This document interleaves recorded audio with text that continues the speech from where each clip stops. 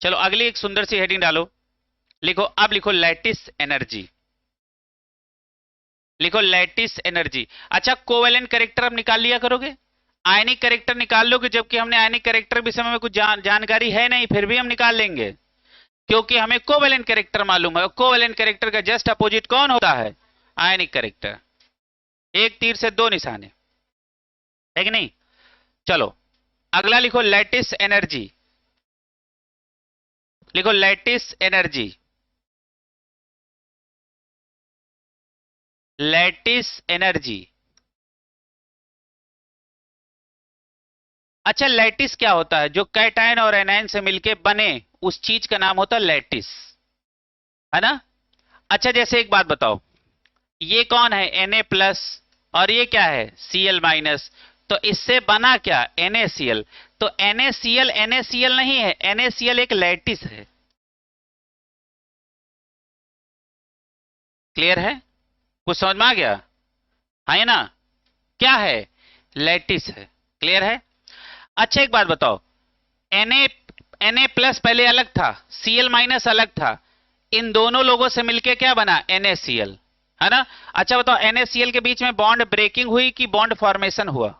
Bond formation हुआ। इसका मतलब यहां डेल्टा एच क्या होगा? निगेटिव।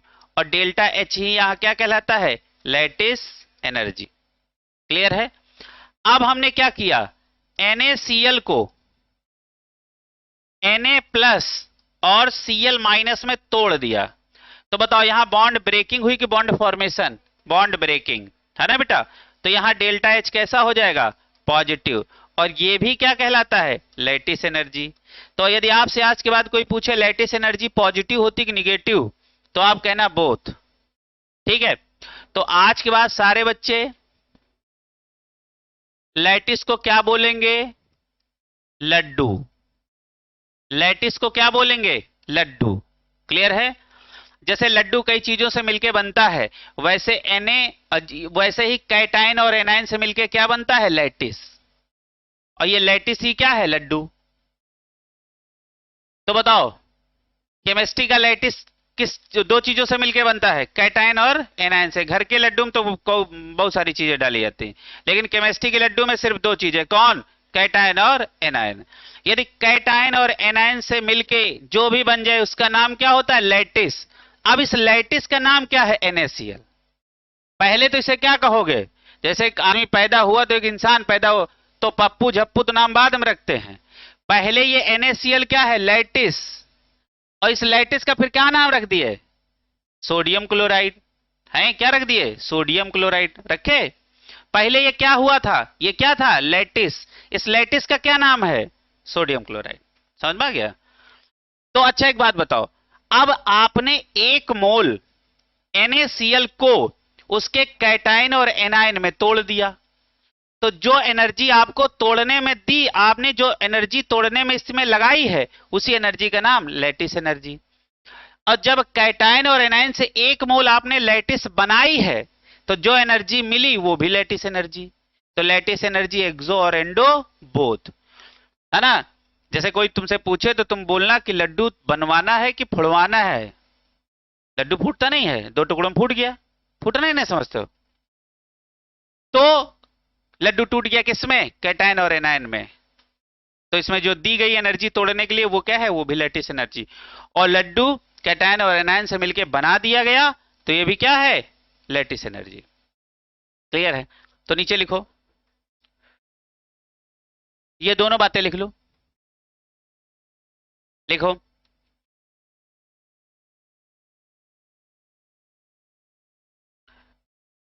पहले ये दोनों एग्जांपल लिख लिए। अच्छा एक काम करो, पहले ऊपर वाला एग्जांपल लिखो, फिर उसके नीचे उसकी भाषा लिखा दें। फिर दूसरा एग्जांपल लिखना, उसके नीचे उसके डेफिनेशन लिखा दें, है ना? तो पहले पहला एग्जांपल लिखो। लिखो, लिखो भैया। पहला वाला लिखना, पहले ये वाला एग्जांपल लिख लो, इसके नीचे इसकी डेफिनेशन लिखा दें। फिर ये लिखो, फिर उसके नीचे उसकी डेफिनेशन। तो पहले ये वाला आपने एग्जांपल लिखा होगा, तो लिखो। लिखो, the amount of energy released, the amount of energy released अच्छा, रिलीज्ड के आगे ब्रैकेट में क्या लिखना चाहिए? लिखो delta H equal to negative exothermic, लिखो ब्रैकेट में delta H equal to negative, और कॉमा करके उसी ब्रैकेट के अंदर क्या लिखना? एक्सोथर्मिक। प्रोसेस कैसा होगा? एक्सोथर्मिक। ब्रैकेट बंद करो। The amount of energy released, और बाकी ब्रैकेट के अंदर वाली बात, उसके बाद लिखो during formation of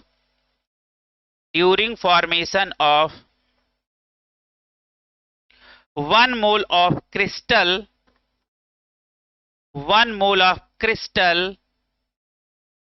from their gaseous ion, from their gaseous ion, gaseous ion के ब्रैकेट में लिखना कैटायन एंड एनायन। यहां गैसियस आयन के नाम पे कौन है? कैटायन और एंड एनायन। फिर से बोल देता हूं, the amount of energy released during formation of 1 mole crystal, और वह आगे लिखना 1 mole crystal lattice, 1 mole crystal lattice from their gaseous ion, और गैसियस आयन के आगे लिखना ब्रैकेट में कौन? Cation comma anion. ठीक है, अब दूसरा वाला एग्जांपल लिखो। अब एक ऐसे लाइन खींच देना, यानी पहले वाली बात आप समझ चुके हो। पहले वाली डेफिनेशन क्या है? 1 मोल क्रिस्टल लैटिस बनाने में जितनी एनर्जी हमको मिली वो क्या कहलाती है? Lattice energy. अच्छा, ये एनर्जी रिलीज्ड है ना? जो एनर्जी आपको मिले वो रिलीज्ड, जो एनर्जी आप रिएक्शन को कराने के लिए दें वो रिक्वायर्ड।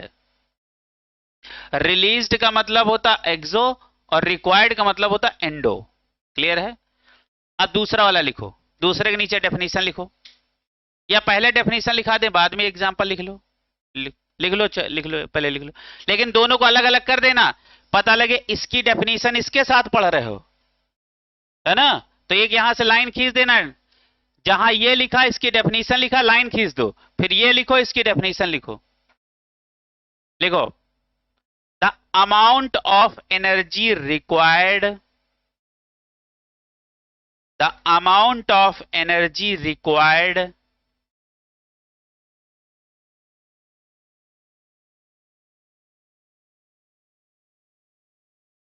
रिक्वायर्ड के ब्रैकेट में क्या लिखना चाहिए? Delta H equal to positive comma endothermic. Bracket बंद करो। ब्रैकेट बंद करने के बाद लिखो to break 1 mole of crystal, 1 mole of crystal lattice, crystal lattice into its gaseous ions, into its gaseous ion is known as lattice energy, is known as lattice energy, is known as lattice energy।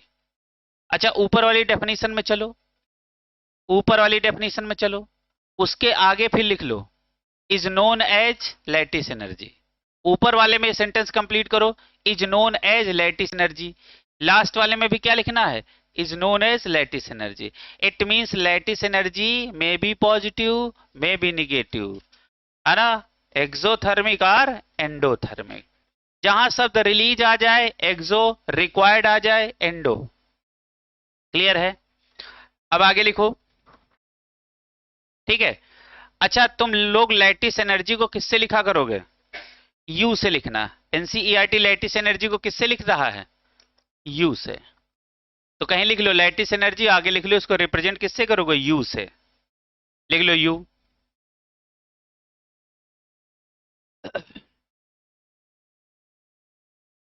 तुम लोग एक जुगाड़ लिखो। क्या लिखना है? जुगाड़। या एक पहले एक साधारण जुगाड़ लिख लो।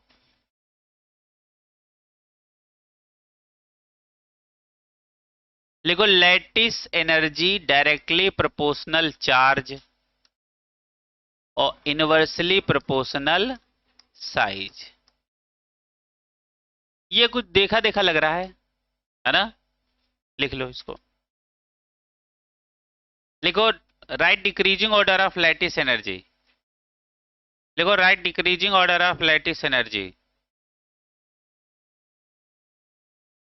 पहला लिखो number 1 NAF NAF, number 2 NaCl, number 3 NaBr, number 4 NaI। आपको बताना है कि लैटिस एनर्जी का decreasing order NaF NaCl NaBr NaI। 1 2 3 4, हाँ बिल्कुल सही है ना। अब देखो, तुमको एक इसके बाद एक मास्टर फार्मूला बताते हैं। अब जरा ध्यान से देखो, तुमने पहले लिखा NaCl NaF, फिर उसके बाद NaCl, फिर उसके बाद NaBr, और सबसे लास्ट NaI। अब देखा, चारों में देखा, तो इसको ये तोड़ा तो सब में कैटायन Na है ना, क्लियर है। और सब पे चार्ज कितना है, +1, क्लियर है। अच्छा, सब पे चार्ज +1 +1 +1 +1, और सबका साइज भी क्या है, सेम, है ना। तो फिर तुमने क्या किया, चार्ज ऑफ एनायन, और सारे चार्जों का, सारे एनायन का चार्ज भी क्या है, सेम। तो इसके बाद तुमने क्या लगाया, साइज ऑफ एनायन। अच्छा, साइज ऑफ एनायन से क्या लगाया, साइज सबसे बड़ा किसका है, आई का, सबसे छोटा किसका है, किसका है, फ्लोरीन का। तो इसका मतलब क्या हुआ, इसका मतलब क्या हुआ, हाँ हाँ बताओ क्या हुआ। हाँ, तो अब जरा ध्यान से समझो, ऐसे न लगाया करो। देखो, तुमको एक जुगाड़ हम सिखा रहे हैं। ये लिख तो दिया जाता है, फिर इसी में बच्चा आया है करना, ये किताब वाली भाषा है। कहाँ वाली भाषा है। अब तुम जुगाड़ समझो। लैटिस एनर्जी के लिए आप जुगाड़ सीखना, बोलो क्वांटम BSc। जैसे मान लो कोई BSc है, तुमने क्या नाम रख लिया, क्वांटम BSc। लैटिस एनर्जी के लिए सबसे पहले आप लिखा करो Q1 इंटू Q2, और T का मतलब क्या होता है, बताओ बताओ बेटा, थर्मल स्टेबिलिटी। अब हम पूरा फार्मूला समझा रहे हैं। M का मतलब होता है मेल्टिंग पॉइंट, B का मतलब क्या होता है, बॉइलिंग पॉइंट, और ये इनवर्सली प्रोपोर्शनल होता है। ये क्या होता है, साइज ऑफ कैटायन, और उसके बाद कौन है, एनायन। पहले साइज ऑफ कैटायन चेक करना, उसके बाद एनायन, क्लियर है, जुगाड़ है। तो आप जानते हो जुगाड़ क्या है। देखो, लैटिस एनर्जी के Q1 Q2 directly proportional, thermal stability directly proportional, melting boiling point directly proportional, लेकिन साइज इनवर्सली प्रोपोर्शनल। समझ नहीं आया, कहां समझ में आएगा। Lattice energy directly proportional Q1 Q2, directly proportional thermal stability, directly proportional melting point, directly proportional boiling point, और inversely proportional size. Size पहले किसका चेक करोगे, कैटायन, फिर उसके बाद, हाँ, ये साइज में दोनों हैं, लेकिन पहले किसको चेक करोगे, कैटायन, देन एनायन। तो यदि आपको, यदि फार्मूला, यदि लैटिस एनर्जी का देखा जाए तो अपना फार्मूला बस इतना ही तो है, बाकी तो ये अलग चीजें हैं। ले, अरे लैटिस एनर्जी को देखा जाए तो यही दो बातें तो अलग कर देती हैं। तो इसका मतलब क्या है, lattice energy directly proportional Q1 Q2, पहले ये लगाओ फार्मूला, और जब ये फार्मूला बेकार हो जाए तो आ जाओ 1 साइज पे। साइज पहले किसका देखना, कैटायन का, उसके बाद एनायन का। बस इतना आपके काम का फार्मूला है। अब आपसे पूछे कि इनमें बताओ थर्मल स्टेबिलिटी किसकी ज्यादा है, तो जिसकी लैटिस एनर्जी ज्यादा होगी उसकी थर्मल स्टेबिलिटी भी ज्यादा होगी। ये बात समझ में आ गई कि नहीं, पढ़ा जाएगा। तो बताओ, लैटिस एनर्जी के बस यही दो फार्मूला याद रखना, पहले कौन, Q1 Q2, और दूसरा कौन, साइज। ठीक है। अच्छा, इसका जुगाड़ क्या है? बोलो, lattice energy equal to quantum B S C. देखो, क्वांटम बी और एस सी, तो इसको ऑब्लिक कर देना, यानी ये कैसे है लैटिस एनर्जी के इनवर्सली, बाकी ये सब क्या है डायरेक्टली। क्लियर है? इससे देखो, जितने लेटेस्ट एनर्जी के सवाल पूछे जाते हैं सब आगे इसी फार्मूले के अंदर, इससे ज्यादा सवाल नहीं पूछा जाता। हाँ, तो अब अपने पास सवाल कौन सा है? ये है। अब हम इस सवाल को लगाने जा रहे हैं। अच्छा, एक बात बताओ, सबसे पहले हमने क्या फार्मूला लगाया? Q1 Q2, है ना? इसको तोड़ दो, ये किसमें टूटेगा? Na प्लस और प्लस F माइनस। तो इसमें Q1 क्या है? +1, और Q2 क्या है? -1। हमको प्लस और माइनस से मतलब नहीं है, तो Q1 इंटू Q2 कितना हो जाएगा? 1 इंटू 1 दैट इज 1। हमको चार्ज से मतलब नहीं है। अब यहां आ जाओ, Na प्लस और Cl माइनस, इसमें भी Q1 इंटू Q2 क्या हो जाएगा? 1 इंटू 1 दैट इज 1। क्लियर है? उसके बाद कहां आ जाओ, यहां पे भी क्या होगा? 1, और यहां पे भी क्या होगा? 1। यानी Q1 Q2 वाला फार्मूला नहीं लगा। लगा? नहीं लगा। उसके बाद कहां चलो, size of cation. Size of cation देखा तो सारे सोडियम ही हैं, तो साइज का कोई मतलब ही नहीं। इसके बाद कहां चलना है? एनायन। अच्छा, एक बात बताओ, सबसे बड़ा एनायन कौन है? ये। तो ये कहां है, कौन से रिलेशन में? तो सबसे कम है, सबसे ज्यादा बड़ा साइज है, इसका मतलब क्या है? सबसे कम लैटिस एनर्जी, है ना? सबसे कम लैटिस एनर्जी। तो सबसे ज्यादा लैटिस एनर्जी किसकी है? हाँ, तो क्या हो गया? NaF, NaCl, NaBr, और उसके बाद NaI। ये Q1 Q2 लगाना सीख गए। ठीक है, पहले किसका साइज चेक करोगे? कैटायन। उसके बाद, हाँ, अगला सवाल। अच्छा, यही सवाल जो लैटिस एनर्जी का मैंने पूछा, इसी का मैं कोवेलेंट कैरेक्टर का पूछा होता तो तुम्हारा जवाब क्या होता? इसका उल्टा होता। क्लियर है? चाहूं तो लिखा सकता हूं, लेकिन लिखाऊंगा नहीं। क्लियर है? हाँ, ये ना। और वहां देखो, एनायन ऊपर था, यहां, इसलिए मैं मिक्स नहीं करना चाहता हूं। क्लियर है? इसीलिए दोनों चीजों को बिल्कुल अलग अलग रखो। आगे लिखो, अगला लिखो, write decreasing order of lattice energy. Write decreasing order of lattice energy.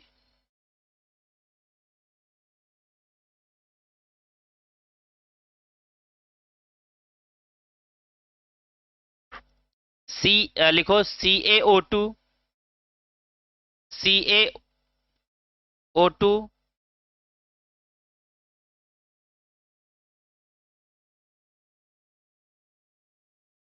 दूसरा लिखो CaF2, CaF2, और तीसरा लिखो KF, KF।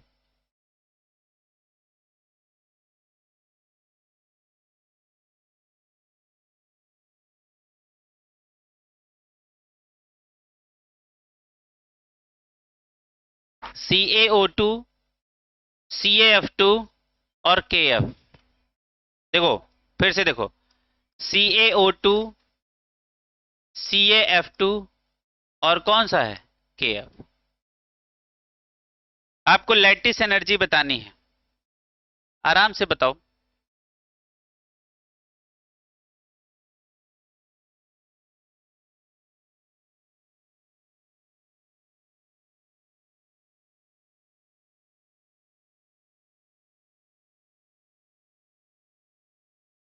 अरे, लैटिस एनर्जी का एक ही तो फार्मूला बताए हैं।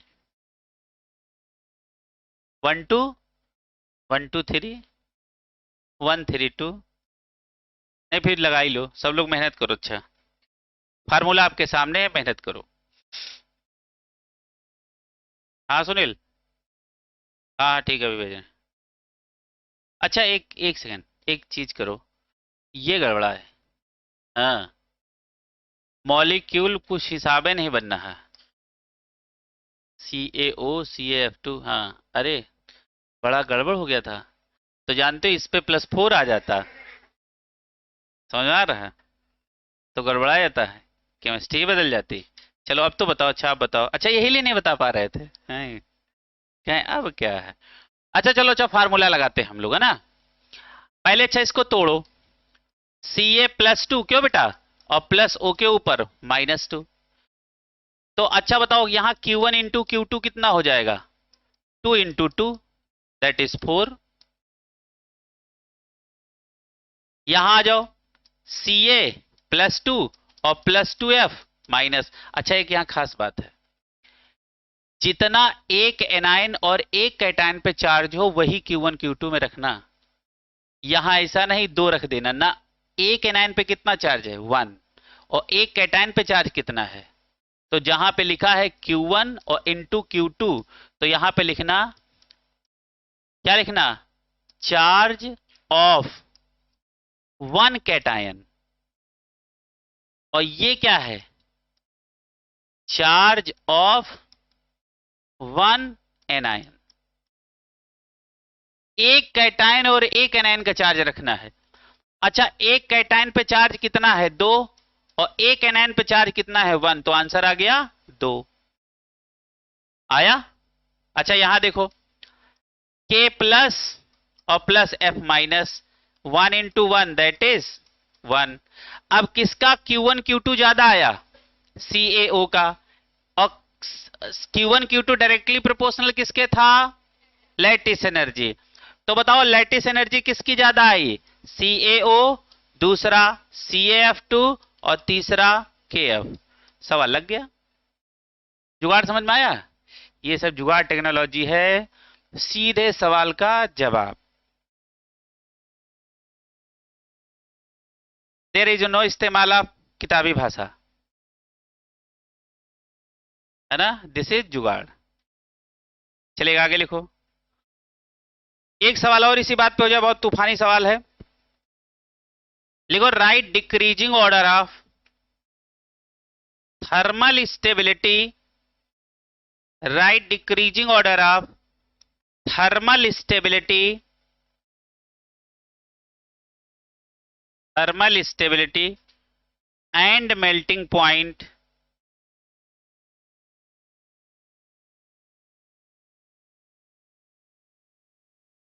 ऑफ LiCl, LiCl, NaCl,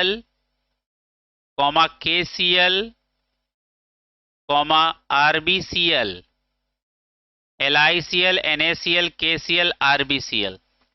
हाँ, आपको बताना है थर्मल स्टेबिलिटी और मेल्टिंग पॉइंट।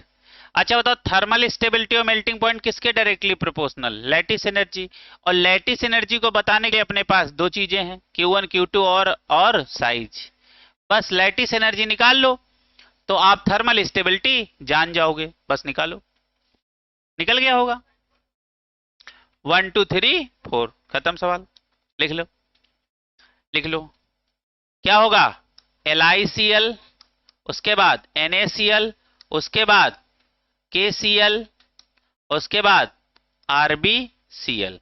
यही थर्मल स्टेबिलिटी का और यही मेल्टिंग पॉइंट का ऑर्डर है। लिखो, find decreasing order of melting point, find decreasing order of melting point, find decreasing order of melting point.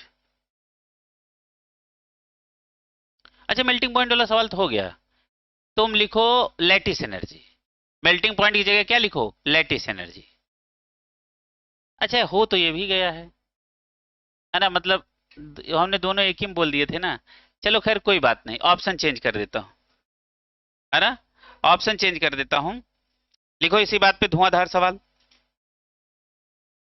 अच्छा बताओ, आयनिक का ज्यादा मेल्टिंग पॉइंट होगा या कोवेलेंट का? आयनिक का मेल्टिंग पॉइंट ज्यादा होगा कि कोवेलेंट का? पक्का है मेल्टिंग पॉइंट किसका ज्यादा होना है? आयनिक का। तो आपने एक ऊपर सवाल लिखा है, सवाल लिखा है। सवाल क्या लिखा है? ये जो लिखा है ये नहीं, जो उसके ऊपर सॉल्व किया है उसकी मैं बात कर रहा हूं। देखो, आपने ये सवाल लिखा है, ये सवाल लिखा कि नहीं लिखा? हाँ या ना? अच्छा, बताओ इसमें ये तीनों मॉलिक्यूल कैसे हैं? बताओ बेटा।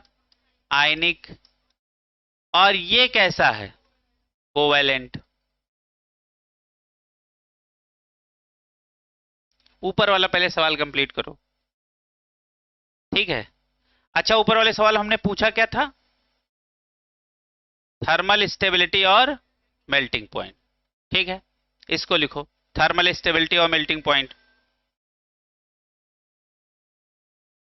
सवाल दिखाओ जरा, एक सवाल दिखाओ जो हमने लिखा है उसको थोड़ा सा। पहला वाला सवाल कौन सा है? ये जो लिखा है, आज पत्रकार बने हो तो। Right decreasing order of thermal stability and melting point. तो तुम एक काम करो, यहां से LiCl हटा दो, यहां से LiCl हटाओ। LiCl वाला दूसरा सवाल मैं बताता हूं। हाँ, तो यहां से LiCl हटाओ, LiCl वाला एक नया सवाल मैं बनाने जा रहा हूं। यहां से LiCl हटाओ, ऊपर वाले सवाल से LiCl हटा दो। अच्छा, देखो दोनों में, सब चारों में Cl लगा था, देखो बेटा, चारों में Cl। ले फिर दुविधा हो गई। दुविधा क्या हो गई? हाँ, क्योंकि हमने ये तो सब बराबर ही रखे, सब में Cl। अच्छा एक काम करो, सवाल वैसे हो गई चीचा लेदर। अच्छा एक काम करो, फ्रेश सवाल लिखो, उसको हटाओ, उस सवाल को हटा दो, इस सवाल को हटाओ। हाँ हटाओ, एक बढ़िया नया सवाल लिखो, लिखो। हाँ, नहीं तो पता लगे उसमें बड़ा कंफ्यूजन हो जाएगा। उसको हटा दो सवाल को, आप बिल्कुल नया सवाल लिखो। लिखो, write decreasing order of melting point. Write decreasing order of melting point. Write decreasing order of melting point, है ना? Number 1 NaF, NaF। Number 2 NaCl। Number 3 NaBr। और नंबर 4 NaI। पहले हम फिर से देखो, हम बोल रहे हैं एकदम फ्रेश लिखो। NaF, NaCl, NaBr और NaI। देखो हमने ये लिखे 4। आपको मेल्टिंग पॉइंट का डिक्रीजिंग ऑर्डर बताना है। आप देखो, आपको मेल्टिंग पॉइंट का ऑर्डर बताना है डिक्रीजिंग। बताओ क्या होगा? हमने आपको बोला है जिसकी लैटिस एनर्जी ज्यादा होगी, है ना, उसका मेल्टिंग पॉइंट ज्यादा होगा, क्योंकि हमने क्या पढ़ा? क्वांटम BSc पढ़ा। क्लियर है? तो ऑर्डर बनाओ। अब इसमें हम चेंज दिखा रहे हैं, बनाओ ऑर्डर बनाओ। इसका नॉर्मल ऑर्डर है, इसका बना लो। क्या बनाओगे? NaF, NaCl, NaBr और NaI। अब जस्ट नीचे इसके एक दूसरा सवाल लिखो, लिखो, लिखो, राइट डिक्रीजिंग ऑर्डर ऑफ,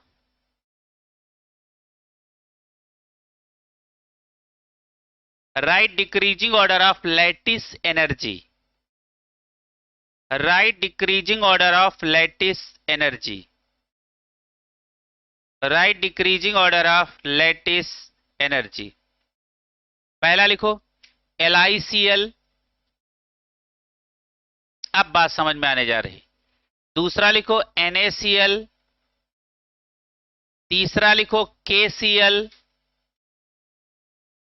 चौथा लिखो RbCl। पांचवा लिखो CsCl। CSCl, LiCl, NaCl, KCl, RbCl, CSCl। अब इसकी आप लैटिस एनर्जी का डिक्रीजिंग ऑर्डर लिखो। लैटिस एनर्जी का ऑर्डर आपने क्या लिखा बताओ बेटा? हाँ, LiCl, NaCl, KCl है ना बेटा, RbCl और CSCl। बताओ यहां तक कोई प्रॉब्लम आई? अब तुम लिखो write decreasing order of melting point. लिखो write decreasing order of melting point. ठीक है, और फिर यही 5 ऑप्शन लिखो। Write decreasing order of melting point.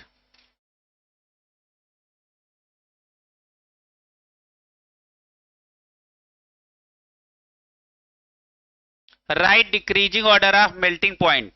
ठीक, अब यही सेम ऑर्डर रखो, write decreasing order of melting point. अब इसी का हमको मेल्टिंग पॉइंट का ऑर्डर भी बताना है। ठीक है, सवाल बदला है। आप जरा से सोचो, ये आपका कैसा है? कोवैलेंट। अच्छा, ये तो पढ़ाया था ना। और ये सब कैसे हैं? आयनिक, है ना? तो बताओ क्या होगा ऑर्डर? अब आप क्वांटम बीएससी से जाओगे, ये एक्सेप्शन है। क्लियर? ये क्या है? एक्सेप्शन है। क्यों? क्योंकि यहां कोवैलेंट, वो देखो LiCl तो पुराना एक्सेप्शन है, ये तो कोवैलेंट और आयनिक दोनों के एक्सेप्शन है, ये और BeCl2। अरे पढ़ाया नहीं था? ऑर्डर बताओ। अच्छा एक बात बताओ, यदि हम LiCl को हटा दें, LiCl को हटा दें, तो सबसे ज्यादा मेल्टिंग पॉइंट किसका होना चाहिए? NaCl का, जो कि होता भी है, जो कि होता भी है। तो नीचे लिखो। अच्छा, NaCl के बाद किसका होना चाहिए? KCl का। KCl के बाद, उसके बाद सबसे लास्ट LiCl। क्या सीखे यहां से? मेल्टिंग पॉइंट आयनिक का कोवैलेंट से ज्यादा होता है, ये बात है। तो नीचे लिखोगे, नोट करके लिखना, नोट। मेल्टिंग पॉइंट हमेशा आयनिक कंपाउंड का कोवैलेंट कंपाउंड से क्या होगा? ज्यादा। ये खास बात है। अब देखो, आयनिक वाले ये बंदे हैं, है ना? आयनिक वाले कौन है? ये तो इतने में क्वांटम बीएससी लगा दो, जिसकी लैटिस एनर्जी ज्यादा, उसी का मेल्टिंग पॉइंट ज्यादा। ठीक है, तो आयनिक के नाम पे आपके पास कौन है? NaCl, KCl, RbCl और उसके बाद CSCl। और कोवैलेंट के नाम पे आपके पास क्या है? LiCl। ये बेटा ऑर्डर बनेगा। ये देखो यहां लैटिस एनर्जी और मेल्टिंग पॉइंट अलग अलग हो गए, और इस पे लिख के गोला लगा लेना।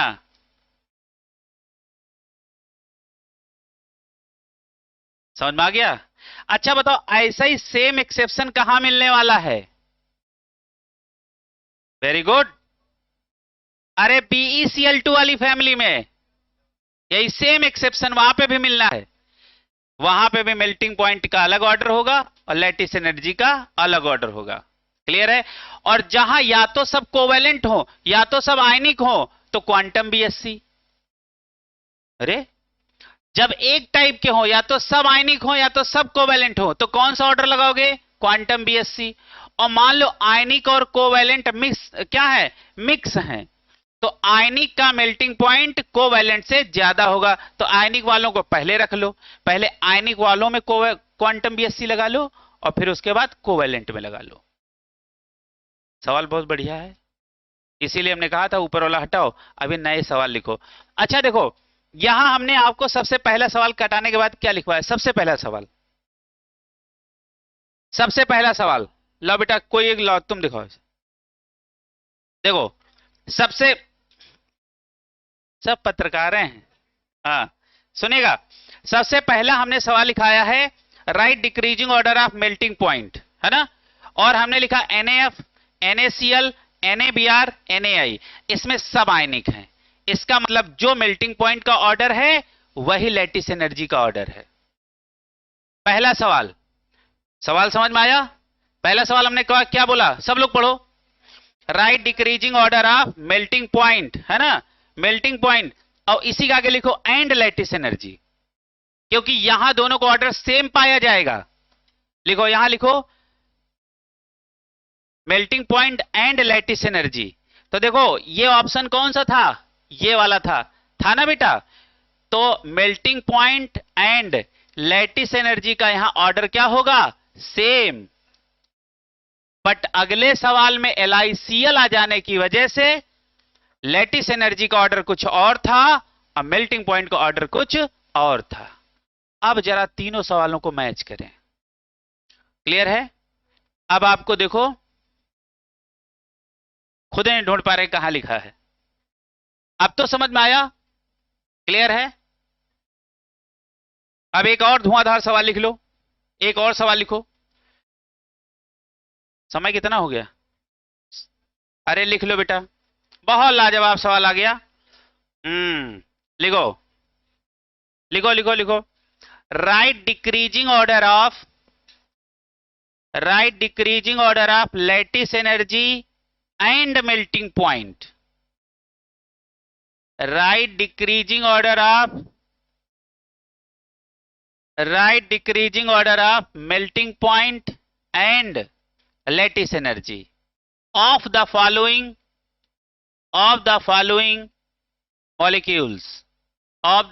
molecules, लिखो BeO, दूसरा लिखो MgO, CaO, SrO, BaO, clear है? फिर लिख ही देता हूं, PeO, MgO, CaO, SrO, BaO, है ना? अच्छा तुमने एक बात तो समझ ली, ये बंदा कैसा है, कोवेलेंट, और ये बाकी सब कैसे हैं, आयनिक। इसका मतलब यहां मेल्टिंग पॉइंट और लैटिस एनर्जी का ऑर्डर अलग अलग होना है, क्लियर है?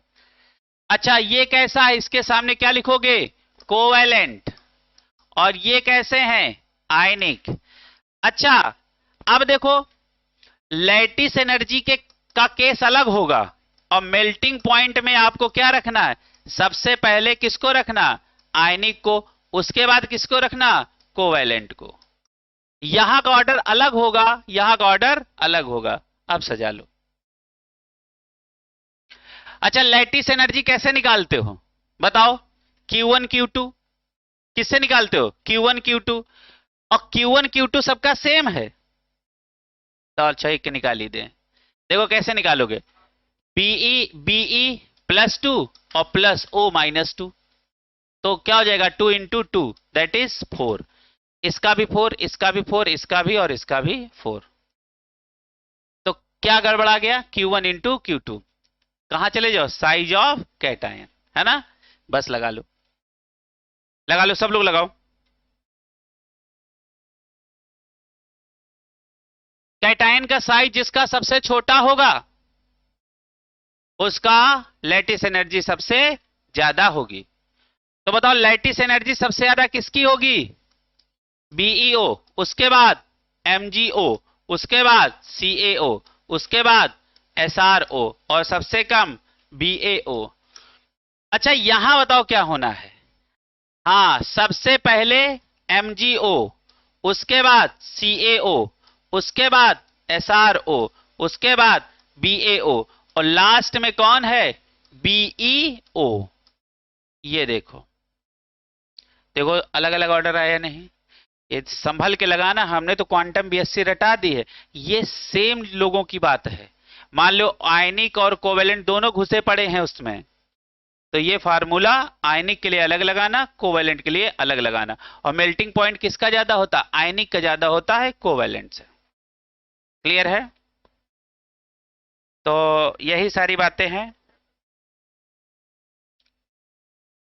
एक हेडिंग अभी बची है, हाइड्रेशन एनर्जी, अभी 15 मिनट की, लेकिन चैप्टर ये भैया समाप्त हुआ है ना।